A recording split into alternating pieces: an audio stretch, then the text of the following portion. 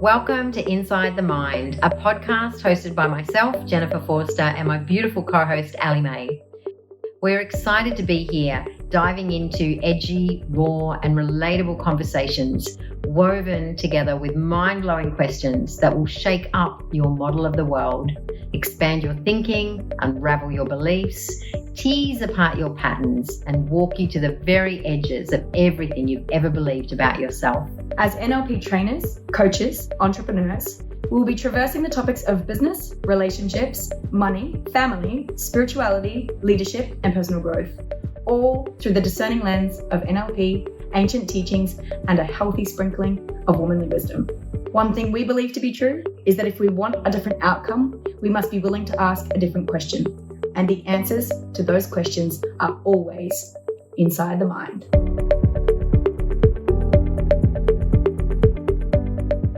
Hello, extraordinary humans, and welcome back to another episode of Inside the Mind, the podcast. My name is Jen Forster. This is my gorgeous co-host, Allie May. And today we are going to be talking about something that I'm sure everyone can relate to in some level, whether you are good at it or whether you find it difficult. I think you're going to get a lot out of today. So today we're talking about change. How do we create change in our life, Allie May? How do we do it? We just take action. No. Just do it. Just do it. I've got, what's his name? I don't know how you say his name. Shia Bewolf. So handsome from Transformers. And he's a handsome grown-up man. I love a handsome grown-up man. Me too. Me too. And then when he goes, do it! And there's that video of him going around. Gosh, that's hot. That just read through my head. Just do it. I mean, look, Nike made billions out of, just do it. However, if it was that simple, would we all just be nailing our lives? I think we would, Allie. I think we would just all be nailing our lives. And if willpower was all that was required for change, wouldn't we all be creating lots and lots of change? I think we would. Would we also not be falling off the wagon, so to speak? And would we also not be, oh man, I did so good, I did the 12-week challenge and I really got in shape and I'm feeling really good about myself. And then, 12 weeks on, you're back to where you were in the beginning. This is like New Year's resolutions. It's like New Year's resolutions. Yes. I'm just going to do it. I'm just going to do it. And it's not about, and just to be clear here, I'm not dissing on any of this. Just to be clear here, does a 12-week challenge work? Does it create change? Yeah, absolutely it does. Does anything that we apply ourselves to create change? Yes, it does. The key issue here is the sustainability of change, because how exhausting, and I'm sure if you're listening to this and you can relate to this, you've worked so hard to make something happen. And then all of a sudden you're back to square one and it's like, how did I get back here? Didn't I already do this? And so you get back on and you do it again. And if your life has been a series of that, I would suggest that by now you might have your hands a little thrown up in the air going, oh my God, I have worked my ass off my whole life and I feel like I've gotten nowhere. Well, welcome to the conversation around change. So we're going to dive into the 3 requisites for change. Yeah. The 3 requisites, let me get my tongue around that, the 3 requisites for change. Yeah. So they are. So in NLP, we have what we call, as Ali just said, the 3 requisites for change. They're 3 very key pieces. Most of us are doing 2 and maybe 3. Very few of us, unless you've worked with timeline therapy or experienced timeline therapy, working with the first one. So the first one is we need to clean up our unconscious mind. We need to go in and clean up all of our negative emotions, limiting decisions, limiting beliefs, conflicts that we might have where we sometimes think this and sometimes think that. Any patterns, programs, identities, all of our stories, why we can and can't do things, any of that stuff, that's number one. We have to clean up that part of us. The second piece is action. So most of us are taking action. if you've listened to the previous episode about the conscious mind and the unconscious mind, most of us start at the conscious mind. Just let's take action, let's take action, let's take action.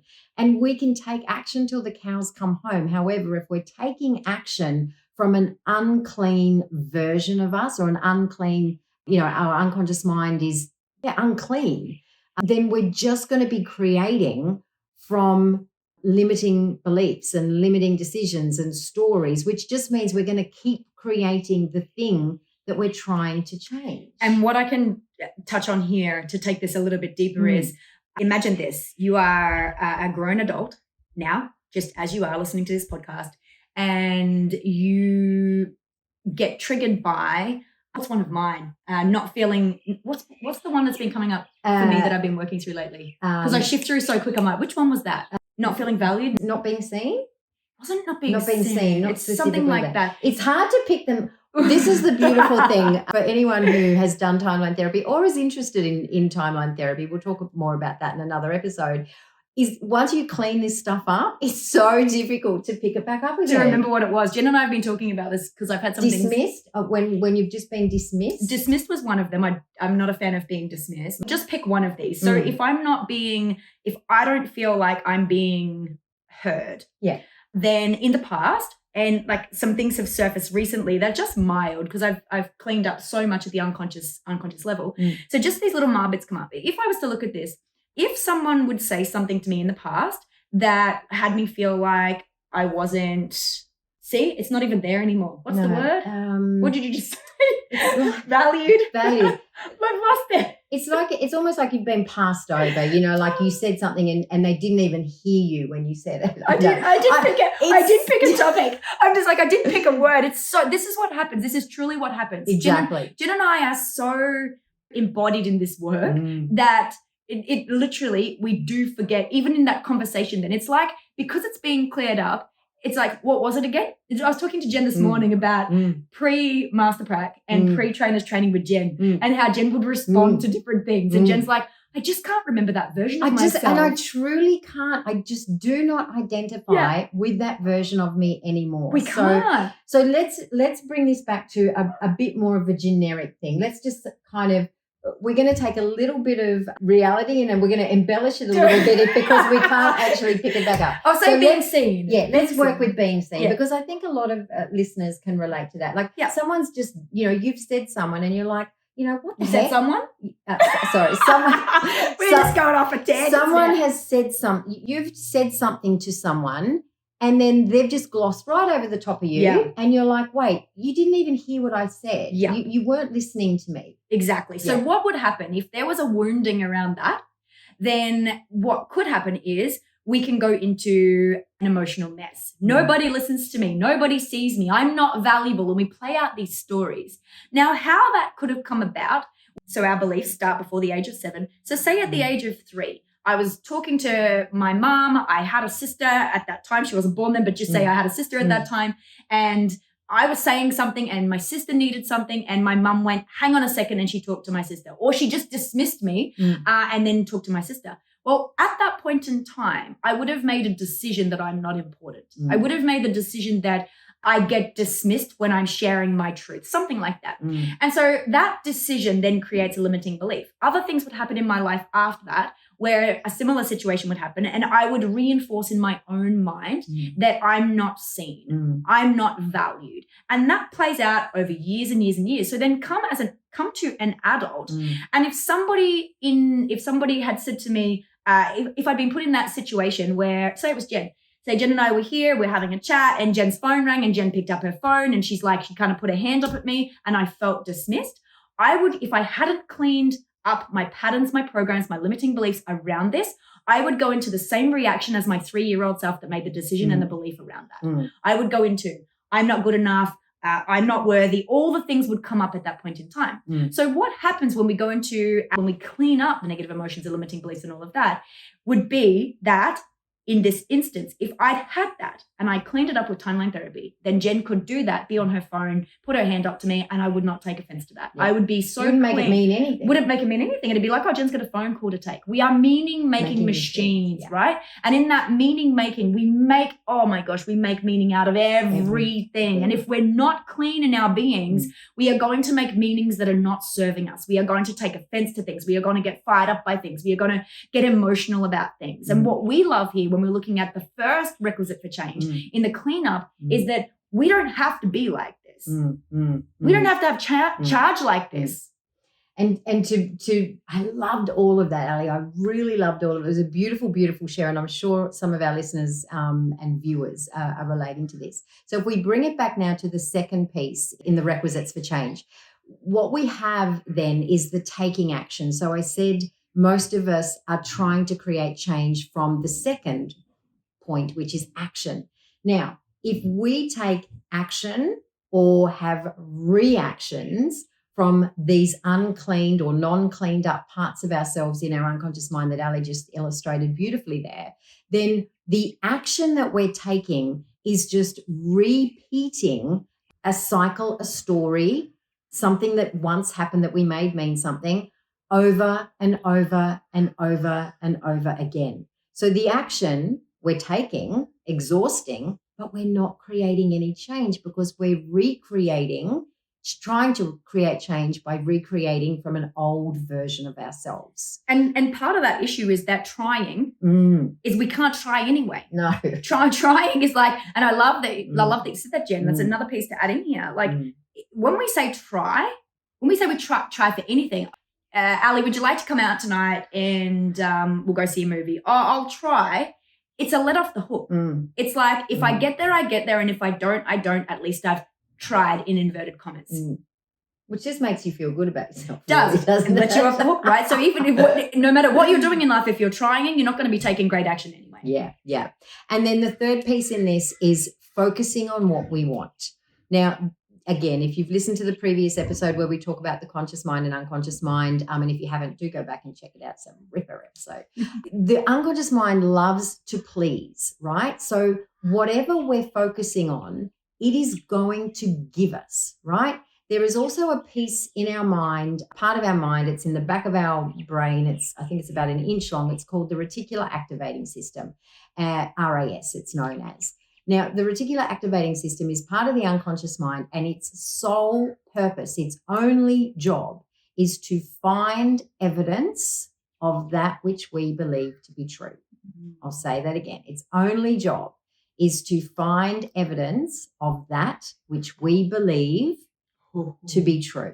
Now, it doesn't know the difference between fact and fiction. And the unconscious mind, as a side note here as well, the unconscious mind doesn't process negatives. So if you say, okay, I want to have $1 million. We've been working on that as an example here. I want to make $1 million because I don't want to be broke. Your unconscious mind, through the reticular activating system, just heard, it didn't hear, I don't want to be broke. It just heard, I want to be broke. I want to be broke. So the focus now is your unconscious mind is going to please the hell out of you by finding evidence that you're broke. It's not effective, right? This is why the current way we try and create change is really quite broken. Without these three very, very key steps, we are going to be recreating what we don't want and not what we do want. This is so good. Yeah. So good. When I was laughing just a second ago, I was thinking about when I was younger. I'm pretty sure you and I are in the same boat here, Jen. Actually. Probably. And I'm pretty sure a lot of women listening would be in the same boat here as well at some point in life. I remember when I was not trusting of my partner, and it's like looking way back, and it's like just looking for the evidence that he's being unfaithful, untruthful. And it's like, of course you're going to find something and make meaning out of that, right? If you are doing your best to prove to yourself that you are right, if you are focusing on my partner cheats, my partner doesn't love me, whatever it is. And that is stuff coming from the unconscious mind as well. Yeah, that we'll have a look at that. Why would you have any kind of thought or belief that somebody is going to be unfaithful to you if you haven't got something in the unconscious mind that had you create a belief around why that would happen, how that would happen, when did that happen.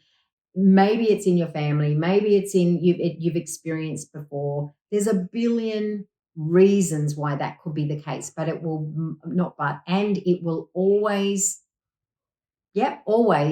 be coming from a limiting belief that was rooted in a decision that was made that probably isn't even related to the current situation that you're dealing with. So fascinating. So just to recap, the 3 requisites for change. Number 1, this is very important. And to me, this is my belief, and I'm okay if it's not everyone's belief. My belief is that the only modality that I've come upon that allows you to clean up your limiting decisions, limiting beliefs, negative emotions, conflicts at the unconscious level is timeline therapy. So that's my belief on that. And I'm okay to be challenged, and I'm okay if you agree, and I'm okay if you don't agree on that. To me, that is the only way in which we can clean something up at the level of the unconscious mind while the conscious mind is present and can get the learnings. Number 1. So that's the number 1. The second, take action. When we take action from a clean, clear, congruent version of ourselves, we're going to get clean, clear, and congruent results in life. And then the third piece of that is focus on what you want.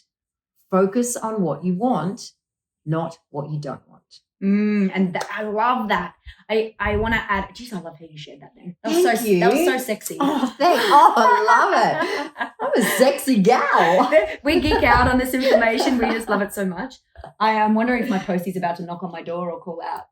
I just saw him going past. I was like, oh, hello.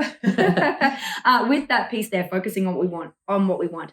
This isn't about affirmation. It's not about what we speak is, yes, and we want to speak into existence what we desire. Here is the piece that I love here about focusing on what we want. Most people focus on what they don't want. Most people focus on, I don't have enough money. I don't have the relationship I want. I don't have this. I don't have that. Instead of focusing on what they do want. And we can go into this this might be for another episode. This would be a great another episode. I think so. Like mantras and affirmations and how to supercharge them. Because in many ways we think we're using mantras and affirmations in our life and we may actually be repelling the things that we want if we're not. So I think that's a whole nother episode. Let's write that down. We will come back to that one because there's so much on that. To close out on that little piece that I shared, though, most people are living in what they don't want. One of my favoriteest questions is, what do I choose instead? And that's a way that we can begin to focus on what we don't want. So that would be a great question to end this episode on, for you to take away for yourself. If there's a particular area of your life right now that you would like to be more effective, like to have it be operating in a more effective way, ask yourself that question. What do I choose instead? How do I want this to be? And then notice if you're writing from the perspective of what we call toward and away. That's a whole nother conversation. However, notice if your responses are coming from what you want and how you want it to be, like it's in the as if it's happened, or are you writing your responses from what you don't want, which is you trying to get where you're going by walking backwards. Yeah, that's a great exercise for you to maybe practice. And of course, come into the Facebook group. We'll open up this as a conversation and a discussion. We also have a 2-day event coming up, just finalizing the dates on that. But if you would like to come along, this will be an in-person event on the Sunshine Coast, 2 days of hanging out with us and actually going deep on these foundational principles for really living a life of excellence and replicating that excellence. That's the key here, right? It's great to be excellent in the moment. How can we have that be an ongoing reticulative experience for us in our life? So we've got a 2-day event coming up on the Sunshine Coast, May, June, I think it will be. So reach out to us if you'd like more information on that. We also have a training, an NLP training, practitioner level training coming up at the end of July. That's a 7-day. I think we're gonna do that in 7 days. That will be NLP and timeline therapy. If you would like some more information on that, please reach out to us.